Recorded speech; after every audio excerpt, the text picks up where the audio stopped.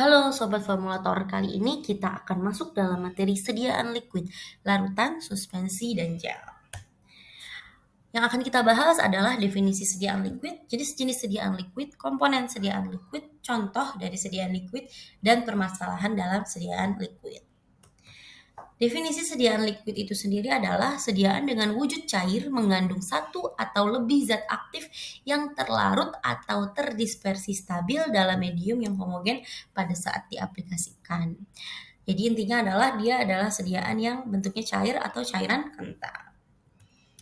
Selanjutnya kita masuk ke jenis-jenis sediaan liquid. Jenis-jenis sediaan liquid itu ada larutan, di mana larutan adalah sediaan cair yang bening dan homogen yang mengandung satu atau lebih zat kimia yang dilarutkan dalam satu pelarut atau campuran pelarut yang saling larut.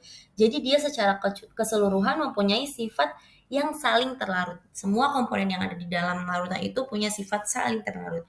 Untuk suspensi itu adalah cairan bentuk sediaan yang mengandung partikel padat yang tersebar dalam kendaraan cair atau liquid vehicle. Jadi dia ada suspending agentnya. Jadi sebenarnya partikel padat ini nggak larut dalam pelarut yang digunakan dalam sediaan tersebut. Tapi karena ada suspending agentnya, akhirnya dia bisa tersebar secara merata gitu. Jadi terdispersi secara sempurna. Nah, yang ketiga ini ada gel.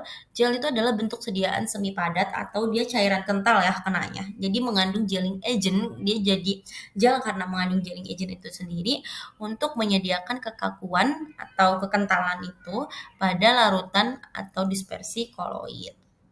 Ini biasanya untuk kendala-kendala memang yang tidak kuat gitu. Jadi cairan apabila dia hanya cairan yang tidak kental, dia tidak kuat untuk bisa homogen secara sempurna. Maka dia ditambahin gelling agent untuk bisa menahan homogenitas itu sehingga jadi cairannya lebih kental. Kita masuk pada komponen larutan. Larutan ini ada yang water base, ada yang hidroalkoholik, ada yang anhidrous. Artinya, kalau water base ini pelarutnya adalah air. Contohnya ada up remover atau hand soap atau shampoo. Kalau hidroalkoholik ini larutannya adalah pelarutnya ini campuran air dan alkohol. Contohnya parfum atau facial toner. Ada anhydrous juga, itu artinya pelarutnya tidak pakai air sama sekali ya atau waterless. Jadi dia pelarutnya menggunakan minyak. Itu biasanya ada base coat atau oil. Nah, larutan ini memiliki termodinamik yang stabil sehingga tidak mudah jadi perubahan. Jadi termodinamiknya stabil gitu ya. Padatan yang mudah larut diharuskan terlebih dahulu dilarutkan gitu. Dan ini salah satu caranya untuk mengatasi si larutan ini adalah padatan yang mudah larut harus dilarutin terlebih dahulu, dimulai dengan bahan yang membutuhkan pemanasan. Jadi kalau misalnya ada yang dia larut di suhu berapa gitu, itu akan kita lakukan pemanasan terlebih dahulu untuk zat aktif atau bahan tersebut gitu. Yang ketiga adalah bahan yang memiliki bau dan mudah menguap dilarutkan di akhir untuk menghindari banyaknya kehilangan bahan.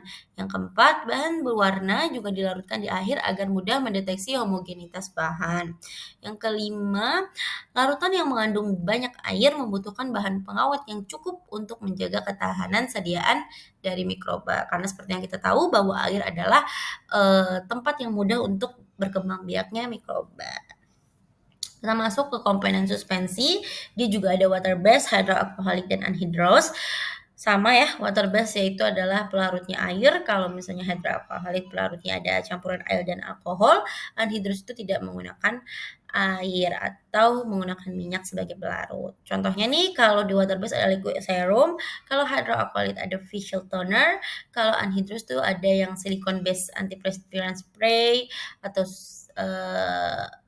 liquid eyeliner atau lip gloss. Pokoknya yang memang tidak menggunakan air sebagai pelarut. Suspensi ini kayak emulsi ya, dia termodinamikanya nggak stabil.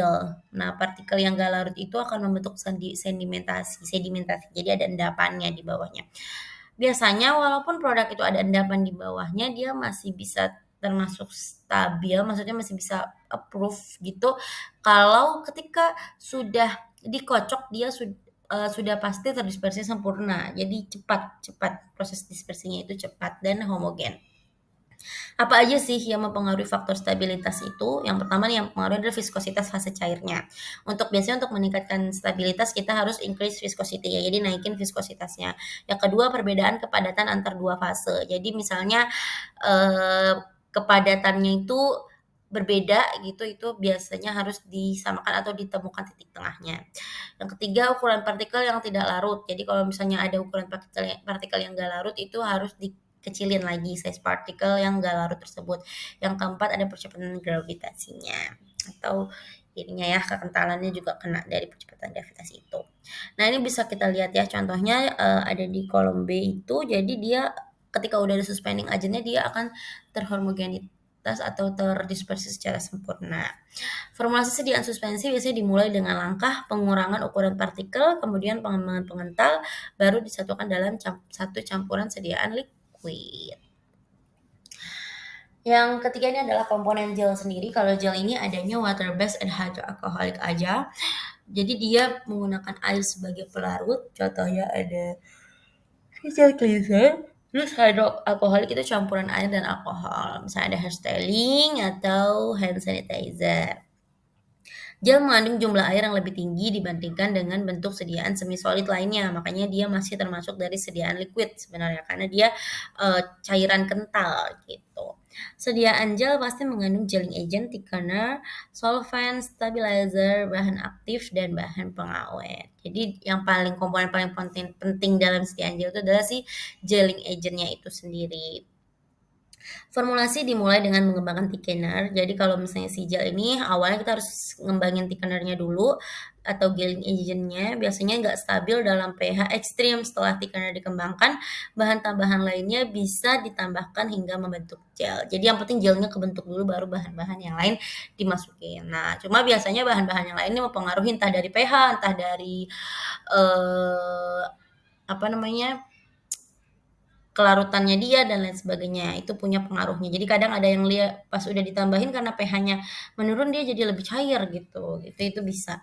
Nah ini makanya kita akan belajar mencari gelling agent yang tepat gitu. Bahan yang memiliki bau dan mudah menguapkan dilarutkan di akhir untuk menghindari banyaknya kehilangan bahan. Nih, tadi ya kita pengen belajar mencari gelling agent yang tepat. Nah, di sini nih untuk tombol X ini ditandakan bahwa dia recommended gitu ya. Misalnya kita mau bikin personal care. Personal care dengan eh bisa bahan aktifnya tuh bisa berjalan pada pH yang tinggi, pH 7 sampai 11 gitu ya, bisa sistem pH yang tinggi. Maka ini kita bisa pakai akrilik polimer gitu. Itu ya contohnya kayak gitu. Misalnya kalau mau pH-nya yang rendah sampai di bawah 3 buat toner yang ada AHA ya, AHA, BHA gitu itu kan butuh keasaman gitu. Di bawah 3 ini cocoknya sih associative thickener gitu ya.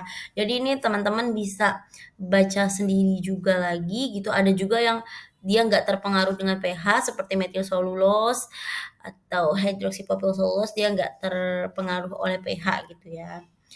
Nah, ini ada juga yang lainnya ya, dari guar-guaran atau gam-gaman ini juga biasanya nggak terlalu berpengaruh pada pH gitu, cuma dia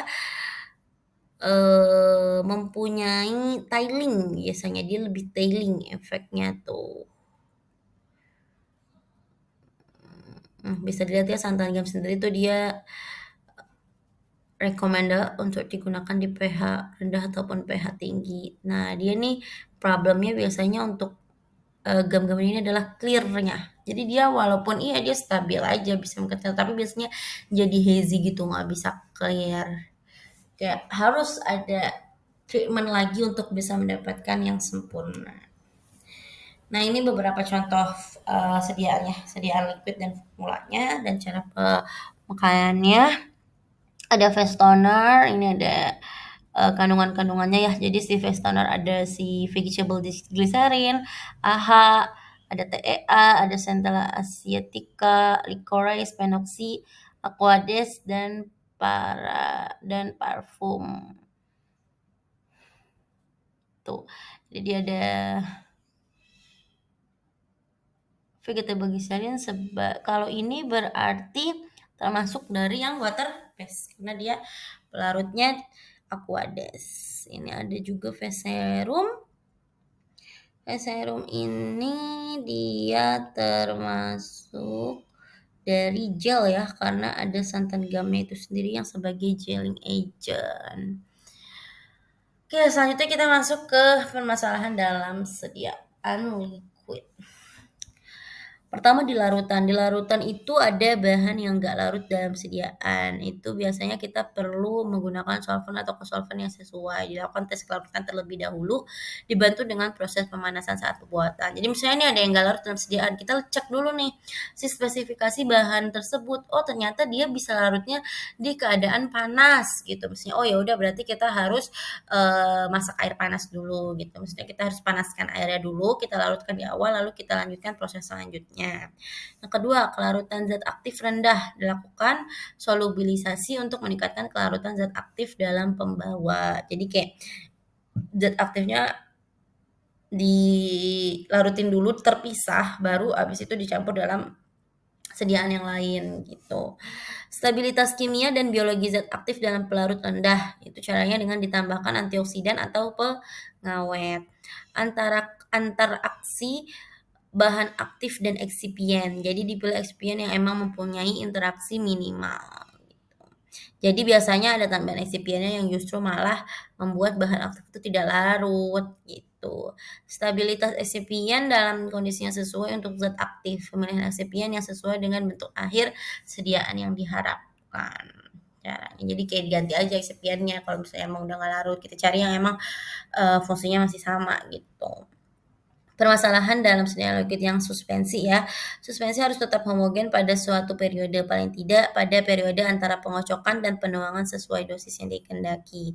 Jadi harus diperhatikan yang tadi ya, dispersitasnya itu harus diperhatikan. Terus pengendapan yang terjadi pada saat penyimpanan harus mudah didispersikan kembali pada saat pengocokan. Suspensi harus cukup kental untuk mengurangi kecepatan pengendapan partikel yang terdispersi. Viskositas tidak boleh terlalu kental sehingga tidak menyulitkan pada saat penuangan dari wadah itu. Jadi makanya tadi ada faktor stabilitasnya juga salah satunya viskositas ya. Partikel suspensi harus kecil dan seragam sehingga memberikan penampilan hasil jadi yang baik dan tidak kasar. Pada pembuatan suspensi untuk mencegah pertumbuhan cendawan, ragi, dan jasad ranik lainnya dapat ditambahkan zat pengawet yang cocok, terutama untuk suspensi yang akan diwadahkan dalam wadah satuan ganda atau wadah dosis ganda. Ini jadi kalau suspensi itu butuh bahan pengawet juga gitu ya, supaya dia tetap bertahan. Nah yang gel ini adalah permasalahannya biasanya gel dapat mengembang dengan mengabsorpsi cairan sehingga terjadi peningkatan volume. Selama didiamkan, sistem gel dapat kontraksi. Mekanisme terjadinya kontraksi berhubungan dengan relaksasi dari tekanan elastis yang timbul selama pembentukan gel. Efek suhu itu mempengaruhi struktur gel ya. Dapat terbentuk melalui penurunan temperatur, tapi dapat juga pembentukan gel setelah pemanasan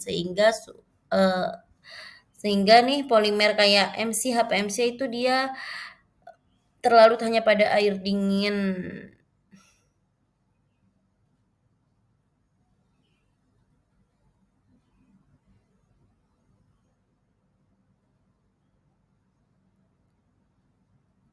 Jadi kayak suhu seperti yang tadi kita bilang ya, jadi kayak suhunya dilihat lagi gitu kalau misalnya si HPMC ini seharusnya dari air panas. Jadi nih ya, setelah pemanasan hingga suhu tertentu, polimer seperti MC dan HPMC ini akan mudah dilarutkan terlebih dahulu di air panas. Jadi dia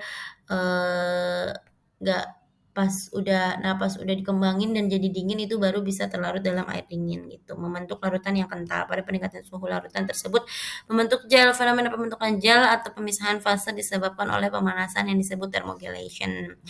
Konsentrasi elektrolit yang sangat tinggi akan berpengaruh pada gel hidrofilik di mana koloid digaramkan gitu, atau melarut gel yang tidak terlalu hidrofilik dengan konsentrasi elektrolit kecil akan meningkatkan rigiditas gel dan mengurangi waktu untuk menyusun diri sesudah pemberian tekanan geser. Ini nanti akan bisa lebih jelas ketika kita udah praktek ya.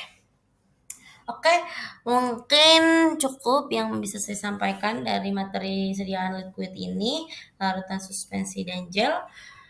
Selanjutnya, terima kasih. Selamat berpraktek.